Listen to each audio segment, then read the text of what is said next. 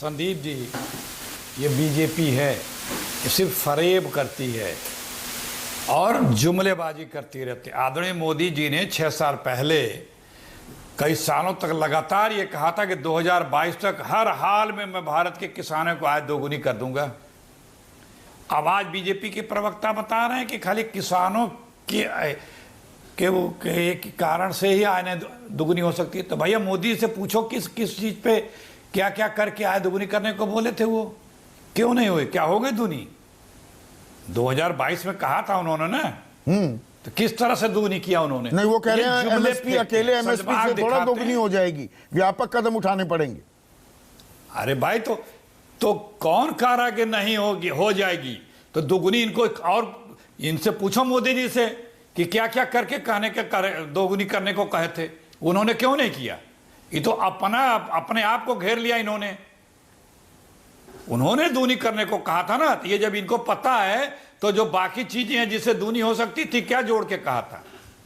ये देखिए, ये वो 3 कृषि कानून लेकर आते हैं और उसका बहाने ढूंढते हैं, भागने का रास्ता ढूंढते हैं। बाजार में अच्छी कीमत मिले कानून लेकर आते हैं, किसान आंदोलन करने लगते हैं, विपक्ष उनका प्रत्यक्ष परोक्ष रूप से समर्थन करने लगता है। वो तो प्रधानमंत्री तो किसान सम्मान निधि दे रहे हैं, 6,000 रुपए दे रहे हैं किसानों को, फसल बीमा योजना चल रही है। पूरा थोड़ा बात रख लेने तक का अवसर दिया करें संदीप जी। हाँ, बोलिए ना। देखिए, ये अभी सिर्फ गुमराह करते हैं। मैंने आपको कहा ना, अभी 1.5-2 महीना पहले ही डीएपी की खाद में 50 किलो वाले बोरे में 150 रुपए इजाफा हुआ है। आप सोच लीजिए, डीजल का दाम, सबसे ज्यादा खेती किसानी में डीजल लगता है।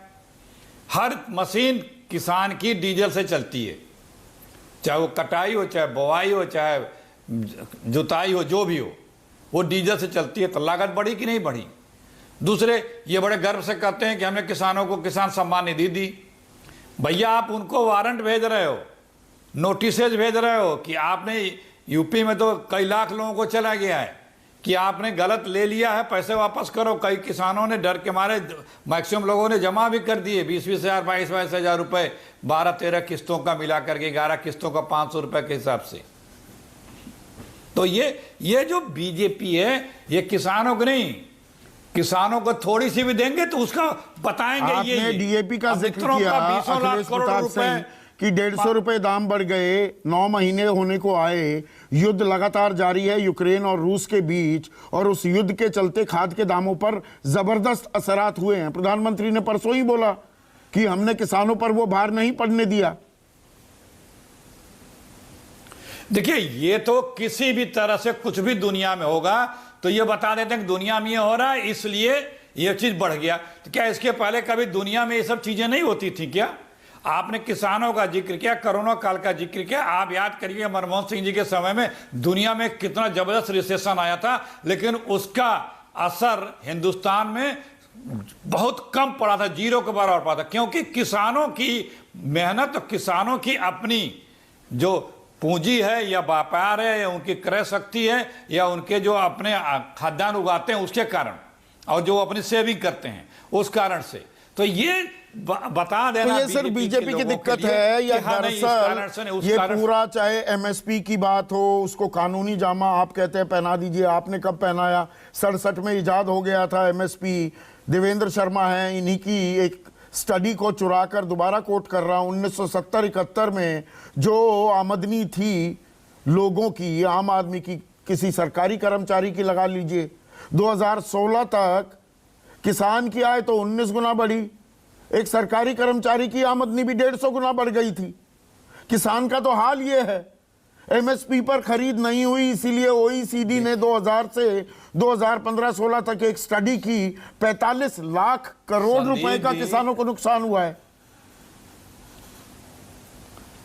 संदीप जी, ये बार बार कहना कि आपके समय में ये क्यों नहीं हुआ।